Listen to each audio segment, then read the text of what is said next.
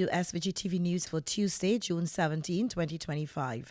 I am Rochelle Batiste with the details. Former Prime Minister of St. Lucia and current leader of the opposition United Workers' Party, Alan Chastney, believes that a Citizenship by Investment CBI program can work for St. Vincent and the Grenadines if it is implemented properly with strong legislative backing and clear distinctions from existing regional models. Speaking at a New Democratic Party NDP village meeting in Mallow Village, East Kingston on Monday evening, Chastney stated that the problem is not the CBI program itself, but rather the people managing and executing it. Chastney addressed criticisms raised by SVG's Prime Minister, Dr. Ralph Gonsalves, suggesting that despite his public statements, Dr. Gonsalves is not fundamentally opposed to the CBI concept. According to Chastney, the Prime Minister's actions indicate a more nuanced stance. So if Ralph really was against the CIP program, it means that if he already knew that his comrades were corrupt, what he should have done is gone to the OACS and asked them to amend the Bastille Treaty and not allow the CIP citizens of the other islands to come to St. Vincent and the Grenadines. You see, you have to take sense from nonsense. When a man is telling you one thing because it's convenient for him today to want to say he does not want the CIP program. But when it mattered the most, if he was genuine, if he really was against it, he would have made those changes already. The fact is, the CIP program is under a lot of pressure. And if we are going to survive the CIP program, we're going to have to do things differently. But that does not mean that St. Vincent and the Grenadines cannot benefit from it. But the difference will have to be, unlike Comrade Ralph, you will have to have leadership that's willing to make the ethical, moral, legal, right decisions that are going to be in the best interest of the people of St. Vincent and the Grenadines. Chastney also accused Dr. Gonsalves of throwing his colleague leaders under the bus on the CBI issue, implying that the Prime Minister's comments were politically convenient and failed to show regional solidarity. But I want us to be truthful to ourselves. If we're going to run this program, we must protect our borders and we must respect the countries that we do work with. And our border must become the border in America. Our border must become the border for Canada. Our border must become the border for United Kingdom and for Europe. And we must manage our affairs. And that's why I say to you, I don't have any respect for your Prime Minister's position on CIP, because it's a position of convenience, and some people will go as far as to say that he's a hypocrite. That he's a hypocrite. And the fact is that he was willing to throw his own comrades under the bus just simply to be able to win an election here. Just the same way that he threw the governor of the central bank under the bus. But I want to ask you, what happened to that story? Chastney acknowledged the concerns raised by the United States regarding the CBI programs in the region, including recent travel policy changes. However, he maintained that the fundamental issue is not the program itself, but rather how it is managed. We have leaders in this region that continuously want to talk about our business is our business and not to mind our business. But in order for that to happen, we must mind our own business. And we must mind it well. So when you tell me that the US government now has to threaten the countries in the Eastern Caribbean who are doing the CIP programs and are threatening them with a ban, a travel ban, that St. Lucians and Dominicans and Catitians and Antiguans will not be able to get their passport. It is not the CIP program that created that problem. It's greed, as Ralph said. It was too sweet as Ralph said. Those are the things that he warned us about. But it does not make the program a bad program. I am proud that while I was Prime Minister of St. Lucia, we only had 850 passports that we approved. And we realized that the other countries were not doing the due diligence that they should have been done while they were approving thousands. But we have to hold each other accountable. We cannot wait for other people on the outside to hold us accountable. Chastney is currently in St. Vincent and the Grenadines attending the 17th OECS meeting, which is being hosted by the country. And the 7th OECS Assembly officially opened today in St. Vincent and the Grenadines, marking a historic occasion for the region. With a number of pressing issues on the agenda, Prime Minister Dr. Ralph Gonsalves noted that the Organization of Eastern Caribbean States has been evolving since the signing of the Treaty of Basseterre in 1981, but emphasized that further progress must be made across several key areas. And as a consequence of Basseterre in 2010, we agreed upon the quest for an economic union beyond the mere functional cooperation which had existed under the Treaty of 1981. In addition, of course, to those areas which by intergovernmental agreement we as independent sovereign states decided to cede by way of our domestic legislation and the intergovernmental agreement to address certain matters at the center. Clearly, there is overlapping work that we are doing here with the work in another circle of integration, that is to say, CARICOM.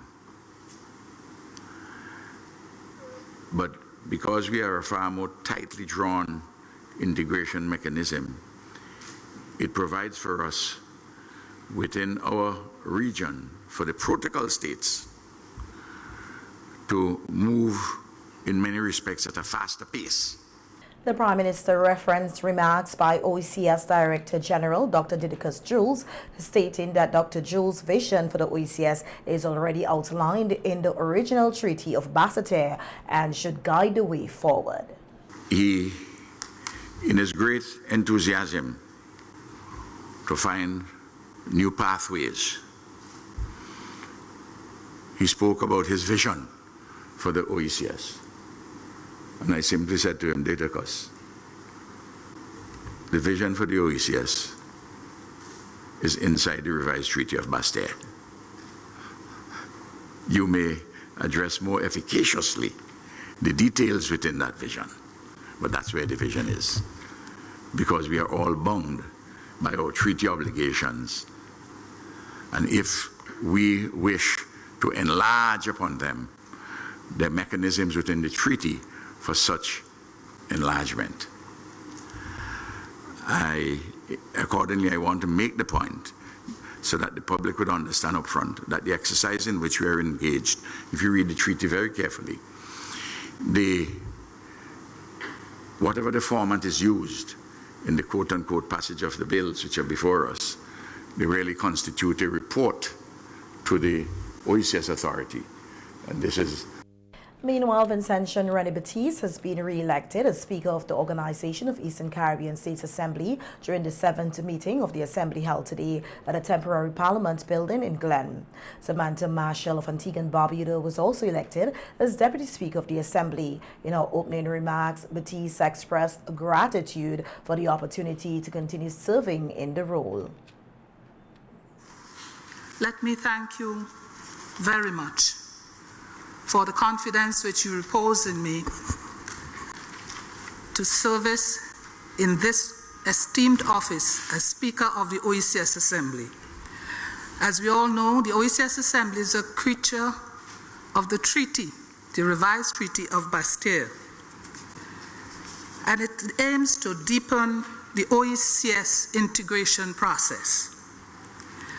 While we speak about this, permit me to have a little joy this morning in celebrating with St. Lucia, Miss Julian Alfred, gold medalist at the Olympics, and Ms. Tia Lafond of Dominica, gold medalist as well.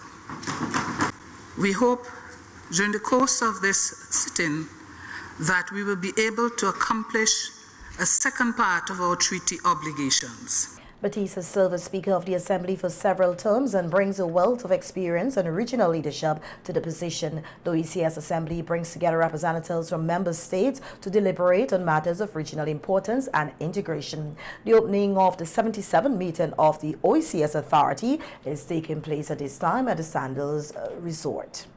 In other local news now, we hear that opposition senator candidate for the NDP for South Central Windward, Israel Bruce, says youth development in the constituency, particularly in Greggs, will be one of his top priorities once voted into office. Speaking at a village meeting in Greggs last Saturday, Bruce stated that residents in the area have long been neglected, and one of the main reasons he continues in politics is to represent young people who he says deserve better. Why is it you're still interested in politics? And I said to the person that my involvement in politics is to situate that the young people of Greggs live a better standard of living, and I'm into it.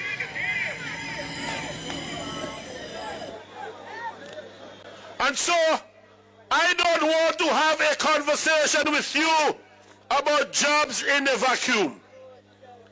I want to have with you, Greggs, a conversation about how either right here in Greggs or outside of Greggs, how we are going to put Greggs young people to work. I am going to be having with you a conversation about how we make Greggs feel like a proud community. Bruce also outlined the NDP's broader vision for youth across St. Vincent and the Grenadines. He noted that in Greggs, plans are underway not only to upgrade sporting facilities, but also to develop a new playing field in the community. I'm also in conversation with a property owner right here in Greggs to give Greggs a brand new, bigger and better playing field. Are you hear me? A brand new, bigger and better playing field for Greggs. So that when we're talking about Team SVG, it must not be Stephen Pierre alone on the playing field. We will also have more young people from Greggs playing national football. You see the hard court, not too far from us, that this government has allowed to become run down. I say to the basketballers, Bogan, I remember when Greggs had one of the better basketball teams right here in St. Vincent. In addition to youth issues, Bruce addressed several other concerns raised by residents, including the challenges faced by local farmers, particularly the limited opportunities to export their produce. Bruce reiterated his commitment to advocating for meaningful change in rural communities like Greggs, promising that under an NDP government, neglected areas would receive the attention and investment they deserve. That with carnival season approaching, the Royal St. Vincent and the Grenadines Police Force is stepping up efforts to enhance public safety. One key focus will be improving security through information sharing and public education. Assistant Commissioner of Police Christopher Benjamin stated that the police have a duty to protect citizens, and as part of that responsibility, they will be launching a Crime Prevention Week starting next week. We are doing our part. The CID department will be doing the crime prevention showcase, and that will be starting from the 23rd to the 27th June. The 23rd and 24th will be school visits. The 25th, 26th will be whistle stops, and the 27th will be a crime prevention showcase.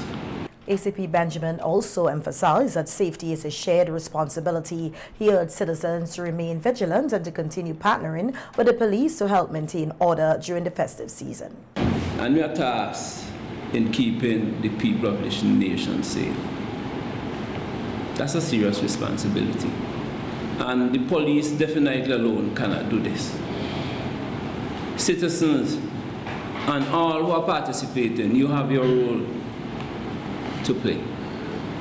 As I say, crime is everybody's business. And you keep yourself safe, likewise, we'll keep everybody safe. You see something, say something. That's the only how we can rid this country of what is taking place. Crime Prevention Week is expected to include community outreach, public service announcements, and safety awareness campaigns, all aimed at reducing the risk of criminal activity during carnival celebrations. Organizers and vendors are being reminded of the no bottle policy that will be strictly enforced during this year's carnival celebrations. Assistant Commissioner of Police Christopher Benjamin has emphasized that officers will be actively monitoring events to ensure compliance. He is urging all stakeholders to adhere to the regulations to help maintain a safe environment for all attendees. Also, all who are playing the trade during this carnival, let me urge you to stock up on disposable glasses, because we will be sternly enforcing the no battle policy. If you want to do your business, make sure you abide by these rules and regulations, otherwise we will take the necessary action. I'm not threatening anyone, but we want to make sure we have a safe carnival, because we are always promoted. We are the hottest carnival in the region, and definitely the hottest, and it's the best. So let us keep it that way, and not just for ourselves, for generations to come. The no bottle policy outlined under Regulation 3 prohibits the sale, possession, or consumption of beverages in glass bottles or containers. Specifically, it says a person shall not sell beverages in glass bottles or glass containers, whether open or sealed, consume any beverage in a glass bottle or glass container, or possess or carry a glass bottle or glass container in the designated area. Failure to comply with this regulation is an offense. Offenders, upon summary conviction, are liable to a fine of up to $500. Authorities are encouraging full cooperation from the public to ensure that Carnival remains safe and enjoyable experience for everyone. In other local news now, we hear that the St. Vincent and the Grenadines Community College will hold its annual graduation ceremony on Tuesday, June 24th, 2025, beginning at 2 p.m. at Victoria Park. The college says this year over 900 students are eligible to graduate, having completed various programs. They include Division of Arts, Sciences and General Studies,